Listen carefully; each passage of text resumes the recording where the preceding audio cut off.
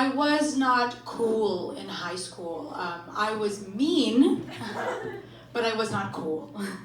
And for that reason, no one ever asked me to smoke weed with them. So my senior year of high school, I enlisted the help of essentially my only friend to do the weed, and it was a complete and total disaster, mainly because we didn't have any sort of device with which to smoke the weed out of. But one quick incognito Google search later, we ended up with an apple bong. But I was too paranoid to use any of my family's knives, so I decided to carve it with a pen. And I was so nervous, my hands were shaking, that I ended up breaking the pen inside the apple, and there was plastic and ink everywhere. And instead of getting a knife or another apple, I got another pen, and I finished it off, and then we went and we smoked weed in the woods behind my house. And when it was, cashed, my friend was like, okay, let's go inside, I'm high. And I was like, no. We have to destroy the evidence. And so I proceeded to eat the apple bomb, which, let me tell you, GMOs are no joke, people. This thing was like a Honeycrisp the size of my face. So I started, after 3 minutes of me trying to crunch my way through, my friend was like, come on, it's cold, I want to go inside. And they took the apple out of my mouth and threw it into the woods. And then I did not sleep for 2 more weeks because I was so paranoid that the following would happen. So in my mind, a deer was going to come into the woods, find the apple, eat the apple, and then immediately die. And then the next day, the police would be going for a walk in the woods, see the dead deer, be like, huh, that's strange. Take the deer to the lab, autopsy the deer, find the apple inside perfectly intact with my bite marks on it, put those marks into the system, pull up my file, come to my house, knock on the door, I'd open the door, and they'd go, Jessica Amy Zeidman, you smoked weed, and you are never going to college. And I'd go, no! And then my entire life would be over. But that did not happen, and now I smoke weed every day, and that is why my voice sounds like this. What else about me?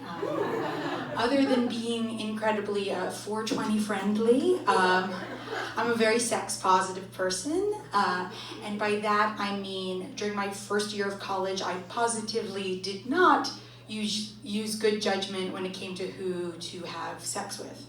And by that I mean in the fall of 2014 I did have sex with 2 different guys named Doug, and it wasn't worth it either time. And though that anecdote might make me sound kind of sick, it was actually a pretty confusing time. I remember one time I was showering afterward and I got very, very sad all of a sudden.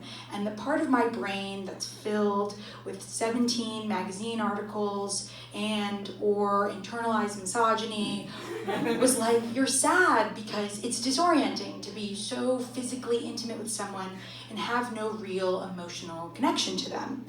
And then the rest of my brain was like, shut the hell up. You're sad because there was cum in your hair and it was 20 degrees outside, so the cum sort of froze, and there's not enough in there to scrape off and sell, so now you are literally watching money go down the drain. Obviously a very difficult time. Horrible.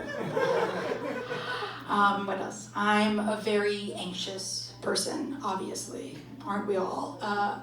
I'm anxious to the point that I grind my teeth so much that sometimes soup is too crunchy. It hurts to eat it. Soft teeth. I worry though, seriously I do. I worry a lot. I worry a lot about my parents. Do other people do this? Okay, why are you worried about my parents? What do you know that I don't know? We'll talk about it later. But it's interesting that I worry at all about my parents because they don't give a shit about me. When I was in the 8th grade, I went on a select choir trip to Washington, D.C., our nation's capital, if you will. And as part of the trip, we got to go to the Smithsonian Museum of American History. And instead of taking in any of the culture, me and my fellow Alto 2s decided to mess around in the gift shop. And while we were, goofing around, we saw this strange man sauntering around with a children's blanket wrapped around his waist. And we were like, oh, what's that? What's his deal? So we ran up to him and he flashed us. Immediately, all of my friends are sort of freaking out, just like bewildered. And I'm sort of standing there, sort of, as you say, nonplussed, not reactive at all. My parents let me watch Mad Men with them when it was on air. I'd seen Don Draper do worse. So none of this sort of clearly traumatic event registered. And so I'm doing nothing. They're all crying, calling their moms, like, Mom, we were in the museum, and this guy came up to us, and he showed us his thing. And their moms are like, honey, baby, sweetie, darling, love of my life, how can I help you? How can I get you out of there? Can I charter a plane? Can I drive down there? And I'm just, standing there kind of dead still. And I'm like, okay, Jess, you have to do something. You have to, you can't look like you're okay with this. So I'm like, okay, I'll call my mom. So I take out my phone and I call my mom and I'm like, hey Mom. And she goes, what? I'm in a meeting. And I'm like, okay, great. I'm in Washington, D.C. She goes, yes, it was on the calendar. And I'm like, okay, awesome. I just want to tell you that this man came up to us and he flashed us. And then my mom goes, without a beat, that's what happens in big cities. And she hung up the phone. And that is a completely true story. That happened. And that might explain some of this. What else did I want to talk about? Oh, AI. You guys hear this? Oh my God, it's advancing so quickly, too quickly, some might say. People are scared. People are scared to live and work and have sex with robots. And I'm here to say that even though I freak out about everything, this is gonna be fun. We're gonna have a good time. We're gonna like it a lot. And I know this because I previously have worked with someone who I believe was a robot. First off, his name was Adam Files. Not the name of a human person at all. And secondly, he would glitch from time to time, and that was very fun. I remember one time the printer broke, and Adam was, obviously, the IT guy, and I was like, hey, Adam, the printer's broken again. And he was like, oh no, the printer again? The boss is really gonna eat me out for this one. What? Chewed out. The human idiom is chewed out. When someone makes a mistake, their superior chews them out.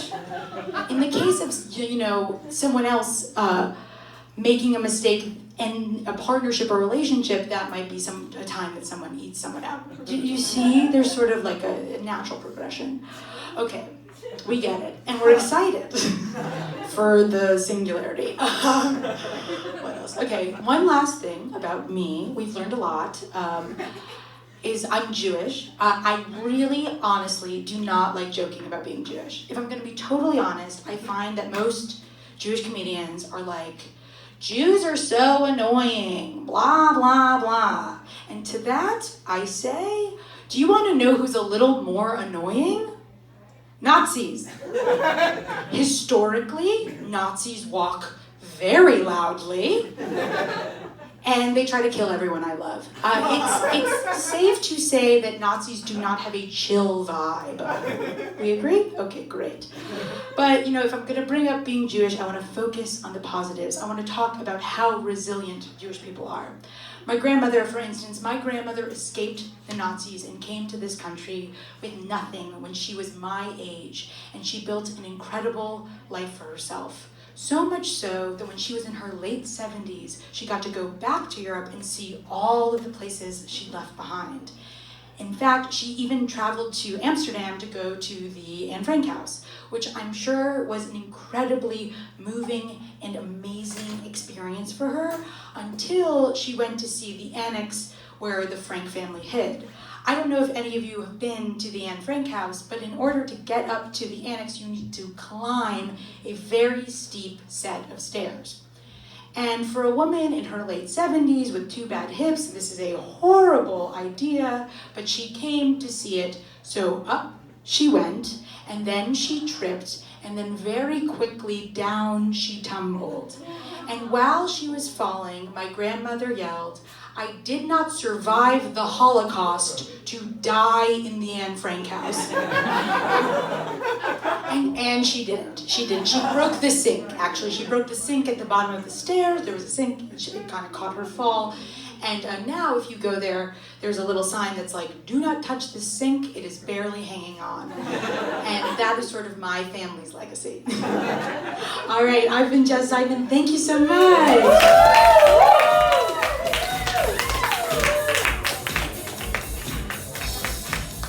Guys, one more time for Jess Zeidman.